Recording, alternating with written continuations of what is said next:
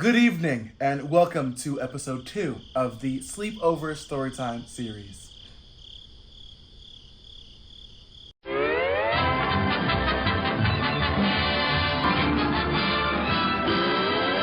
So y'all, I think this is going to be a regular thing. I think that this is going to be the theme of my story times. Anytime you see me in these sheets, you know it's time for a bedtime story. I think the concept is so cute. I'm going to be laying down somewhere, cuddled up, and I'm going to just talk my shit, period. But anyway, y'all, let's get straight into the story time. Today, I want to talk about one of the most anticlimactic situationships I've ever been in. Like I told y'all in my last story time, I've never been in a relationship before.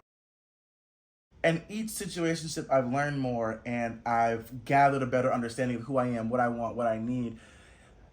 But sometimes the universe be playing in my face. I'm not even gonna say a lot of y'all. The universe be playing games, and I promise you there's been a handful of times where I wanted to bitch smack the fuck out of her, but I can't. I just have to grow and learn and heal. Okay, hold on. Give me a minute.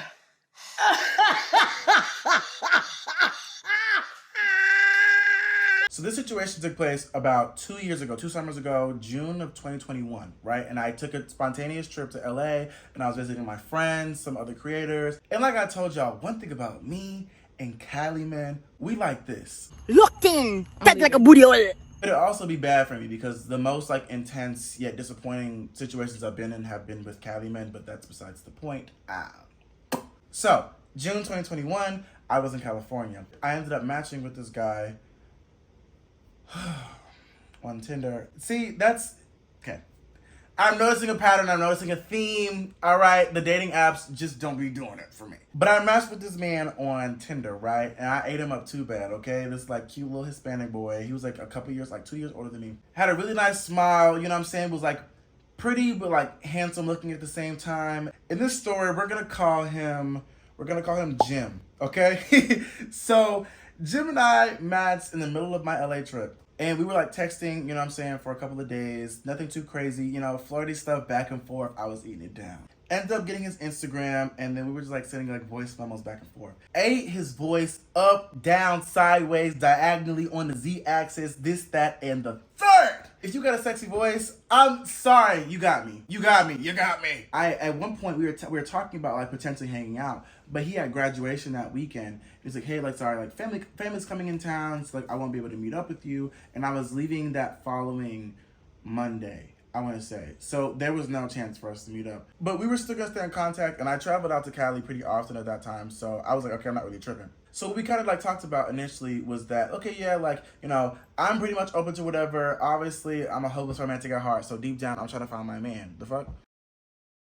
And he was like, yeah, like, I'm pretty open, like, you know, not really like in a rush, but, you know what I'm saying, like, still like pretty open. And he made it, you know, very apparent that like, yeah, like, he got out of a relationship recently, like some months ago. So I got it. But I was under the impression, based off of all that we discussed, that there was a potential for something romantic to happen at some point in the future. That could be after a year, you know, 8 months, whatever. The potential was there. So we're kikiing and we're FaceTiming and stuff, right? Now, he, in comparison to the guys that I talked to in the past, was very communicative, very transparent. I could tell that he was very mature and just a great communicator. I eat up a motherfucker that knows how to use their mouth. That's kind of gay, isn't it? Whew. Anyway, so it's so irritating how like the bare minimum we be eating it the fuck up. Ain't no reason why I'm eating up, you know what I'm saying? Him texting me talking about some, hey, yeah, like, I'm about to be, you know, in this meeting for the next hour. I won't be able to text you, but I'll text you when I get out. I was over here like, okay, let me know when you're free. Like, eating it down, okay? Because the thing about it was like, you're going out of your way to let me know before you're going to be busy that you're going to be busy because you care about me so much and you want to make sure that I don't think that you're not texting me because you want to be texting me. For a man to go out of his way to communicate that he's going to be busy, draws on the ground. Like what? Like communication? Being proactive while simultaneously giving me the energy that you still like fuck with me, you want to talk to me even when you're busy? Come on now. Who's not going to eat that up?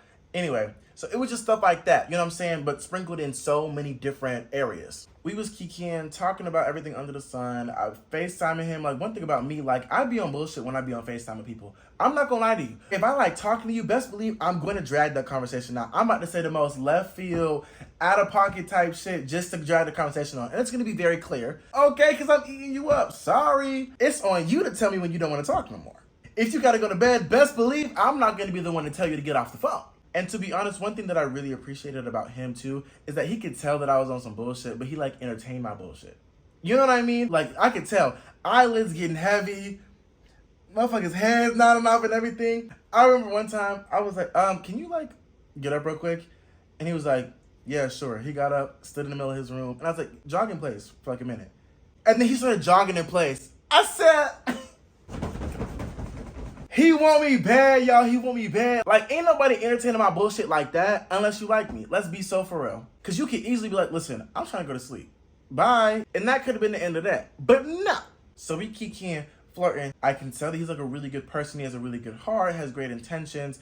You know, he has a lot of things going for him. He has a really good job. All that, right? This is like a good, like, 3 weeks in. Communication's still there. Talking all the time. And this is one of the first situations where at no point throughout the first like 3 weeks of talking to that man was I like concerned that like, oh, he's not feeling with me, or he's not rocking with me, or I gotta put in a bunch of energy to see if he's feeling me. It was just like so apparent that at no point did I question it, right? And I remember there was this one conversation that we had, and I was like, hey, like, just out of curiosity, like, say for instance, later on down the line, you and I are in a relationship, like, would you be comfortable with me posting you on my social media?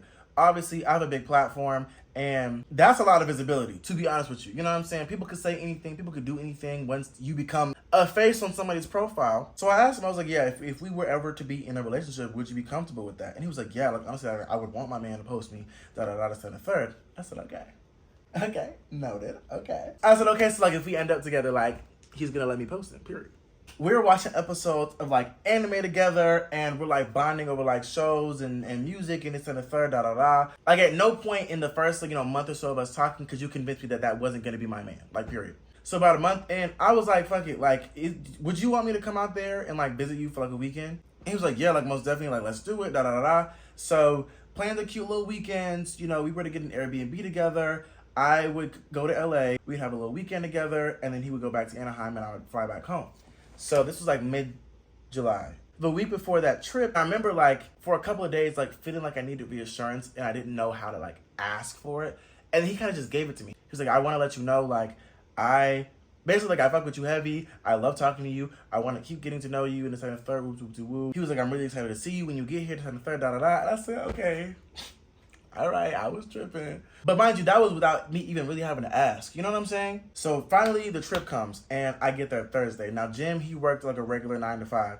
So I was going to spend all of Thursday kicking it with some friends, doing my own thing. He was going to work the next morning and then come up, and then we were going to start our weekend together. So I do my biggest. I like see Shallon, I see Trey. We go out to eat. The next day comes, he comes, and it's cute. You know what I'm saying? He comes in, drops his bags off. We go out, we're, going to restaurants. We're going to Santa Monica Pier. We was driving around the city together, you know what I'm saying? We're like singing music in his car together. We're singing Tiana Taylor together. We're singing Bruno Mars together. I was like, one thing about me, bonding over music is gonna do it for me every single time.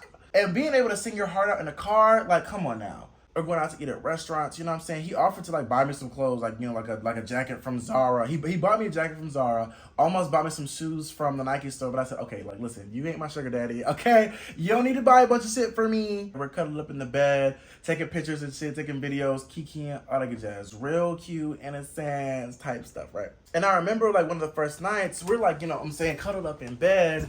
And, he's giving me, like, soft little, like, pecks on my back and everything like that. But it's not leading into anything sexual, okay? If that ain't some romantic shit for your ass, I don't know what is. Eating it down the house, boots, sister girl, till they says clean poop.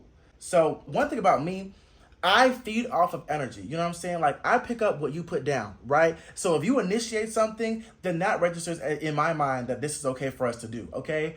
Rarely did I ever initiate anything crazy when it came to like physical intimacy. I'm very much a go with the flow type of bitch. Okay, so you give me a flow, I'ma match it. So when it came to physical touch, right, it was still a new thing for me to initiate, like holding hands and touching and caressing and stuff. So I was like I said, going off of the energy that he was putting down, right? So I remember like it started off small. It was okay. We were in the car and like he was like rubbing on my leg or something like that. I was okay. If we were out, then I started getting a little bit more bold where I was like asking him like, hey, like is it cool if I like put my arm around you? Real high school type shit. You know what I'm saying? He's like, yeah, like of course. So I got my arm around him. And for me, that was a lot. I said, ooh, he want me so bad, y'all. He want me bad. He want me bad. He want me bad. And I remember the boldest thing for me was we went to a museum. Like I said, he loved museums. We went to a museum and we had like cute little Polaroids that we were taking. Well, disposable camera pictures that we had took. And there was a shuttle that took you from the museum back to the parking garage where we had parked his car at. Mind you, this shuttle holds like dozens of people, right? So we're sitting down in these two seats next to each other. And I remember asking him, I'm like, hey, like, is it okay if I like hold your hand on the shuttle? And he was like, yeah, like, of course. So I'm like holding his hand. When I tell you, I felt like a sophomore in high school. I ate it down the house. Boots! We go together real fucking bad. And I remember we were eating at Roscoe's Chicken and Waffles. And I was sitting down in front of him and I was like just listening to him talk and stuff. And in my man, I was like, my man. And I quite literally had the most intense wave of emotion overcome me. And I was like, wow, like, no, like, I really like this man. Like, though I could see those words spelled out in my head. And I had never had that before. I said, oh no, like, I'm kikiing and joking, but no, like, we go together real bad. So it comes to last night, Sunday night, right? We had just came back from the museum. We just came back from eating and everything.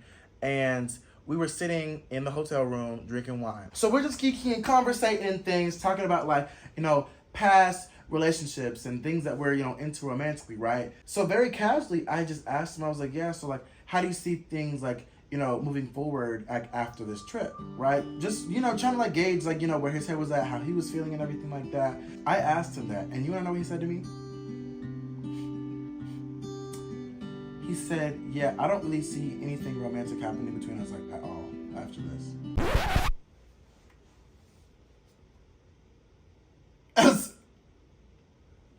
Sorry, one more time. You said what? I didn't hear you correctly. He was like, yeah, like, I don't see anything like romantic happening at all. The nigga was too stunned to speak. And he said it so casually. And I was just stuck. I was like,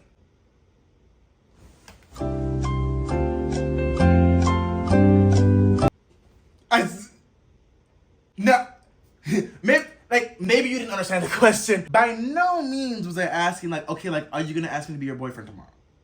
You know what I mean? Because like I said, I was very aware he had just got out of a relationship, like I think like earlier that year or something to that effect. I was very comfortable at the pace that we were at, chilling, at least the pace that I thought we were at. But the nothing romantic happening at all, that's what blew me. My brain was malfunctioning. I'm like, the at all is what's driving me crazy. What do you mean? What do you mean at all? And he was like, oh yeah, well, I got kind of like just got out of a relationship. And I feel like I can't like give myself to anybody romantically right now. And I'm like, babe, that's not what it gave. And when I tell you he was genuinely confused, I was like, what is happening right now? Like I told you, I came on this trip 100% certain that this was gonna be my man. And you're talking about nothing's happening romantically between us at all? I'm gonna be so real with you. I was bawling my eyes out in front of that man. I don't cry in front of anybody. Okay? But I had been on my little journey of getting more in tune with my emotions. But when I tell you, the tears were streaming down the side of my face. Because one thing about me, I'm a really cute crier. But deadass, I was literally laying on the bed like this. And I was just like, what do you mean at all? Like, that's the part that I'm not getting. He genuinely saw everything that we were doing as platonic. And I was like, did we not just have the same fucking trip? Did we not just do all of the same things outside of this hotel room together? Because it never gave at all to me. It never gave platonic to me. And when I tell you he was genuinely confused, I was like, babe, like, so I ended up giving him like a rundown of everything that I just described to y'all. I said, we're holding hands in your car. You're rubbing on my leg. I got my arm around you in public. Then I'm holding your hand in public. I asked you first, and you said, yeah, that's cool. Number one. Number two, we're cuddling at night, and you over here kissing on my back and my shoulders and my neck and shit, but it's not leading to anything sexual. That is not platonic.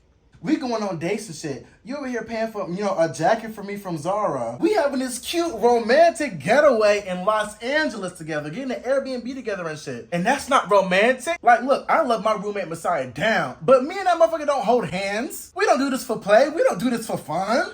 And then I'm over here asking you some weeks ago talking about, hey, if we were to ever be in a relationship together, would you be comfortable with me posting you on my socials? I'm not asking that as a friend. I'm not asking you a hypothetical about being in a relationship without wanting to be in a relationship with you at some point. So I'm giving him this laundry list of things that were giving very much romantic, and I'm telling you, with each new thing that I'm telling him, it's like you can see it like registering in his face. Yeah, babe. Yeah.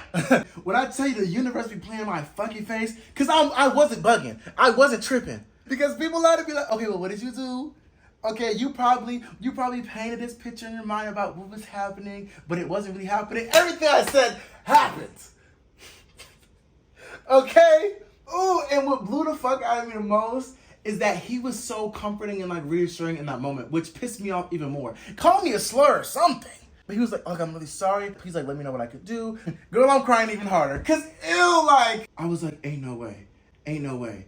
Ain't no way. Ain't no way. Ain't no way. And the thing is, like, one thing about me, like, at this time in my life, I provided people with so much grace. I was so understanding. It was difficult for me to accept being angry or frustrated at people, like, directing those negative emotions at people. And like kind of what he explained to me too, because he did talk to me in that moment. He was like, a lot of situations that he has dealt with in the past, a lot of people have done those things to him and they made it seem like it wasn't romantic. So he kind of internalized those things as platonic as well. It just sucks that I had to be on the receiving end of that, because clearly those things aren't platonic things to do with somebody, especially someone like me who had those intentions with him. You know what I'm saying? So at the time, I just was really gutted, but I had nothing. I had nowhere to direct that feeling, because I still know I really cared about him and I knew that he was a really great person, and I feel like I prioritized maintaining that image of him than being upset at him, if that makes sense. So I got my little tears out, t-shirt soaked, the top of this pillowcase soaked. I got up, I got in that shower, I cleaned myself off. I have squeezed every last ounce of emotion and thought out of my brain. I am literally in the most neutral state of mind. So I got back in that bed and I was like, so like, you want a hunch or? I promise you, like, this wasn't on some like, maybe I'll trap him. Like maybe like he'll develop feelings for me. It was none of that. It was none of that. Okay. But oh, I feel like this is gonna make me sound like such a man. But like at this point, I was like, what am I gonna do? Like pretend that you aren't fine to me no more? Girl, you still fine as hell. We got one more night in this Airbnb together. We can still make something shake. And he basically responded again, so sweet. He was like, he's like, I don't want to put you in a position where like I'm taking advantage of you. Hey, girly pop, you ain't gotta worry about me. You fine, I'm fine. What we gonna do about it? So anyway, he left the next morning, and when I tell you, oh babe, I felt empty. I felt empty not even 12 hours ago. I was like, that is my man. That's my man. That's my man. And now he's gone. Crazy whirlwinds of the world we live in.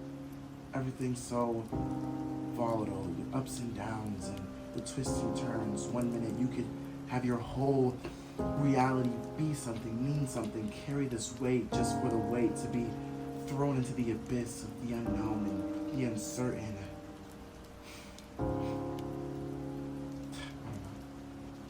But no, real shit, I really thought that was gonna be my man, just for him to not be my man. Really sick and twisted and convoluted, but anyway, so left that trip. Not gonna lie to you, him and I were still friends afterwards, because in my mind, I live in a fantasy land where everything is sunshine and rainbows, and I want everyone to be cool with each other and everything to be okay and everything to be fine. But I knew that he was a really good person and he had a really good heart.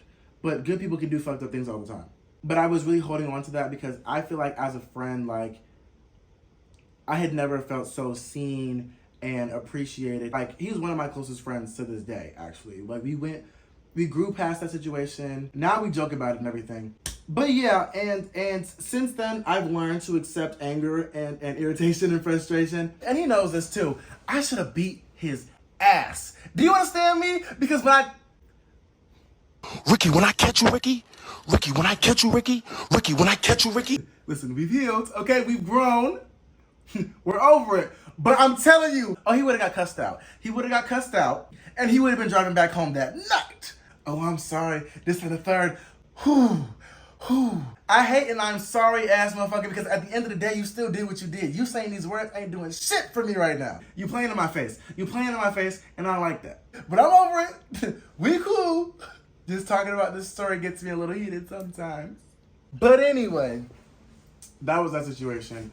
And like I said, I'm despite how gut-wrenching it was at the time, I'm really grateful that I went through that situation because I learned so much about myself. I grew a lot, and I gained one of my best friends to this day. But anyway, that wraps up this story time. Again, people be wondering, like, oh my God, Isaiah, there's no way that you could have been single this whole time. It's because bullshit like that has happened to me. But it's okay, because at the end of the day, like, my man gonna come find me and scoop me up. Whether that's in 2 days, 2 months, 2 years, 2 decades, I'm not in no rush, okay? Because I'll be damned if I settle for some random rinky-dink ass nigga off the street. But anyway, thank y'all so much for watching this YouTube video, okay? Don't forget to smash that like button, comment, and subscribe. Watch my last story time if you haven't already. Let me know any other story times that you might want to know, general ones, specific ones. And I will see you guys in the next YouTube video. Bye. You had the audacity to leave your menthol cigarettes on the kitchen floor.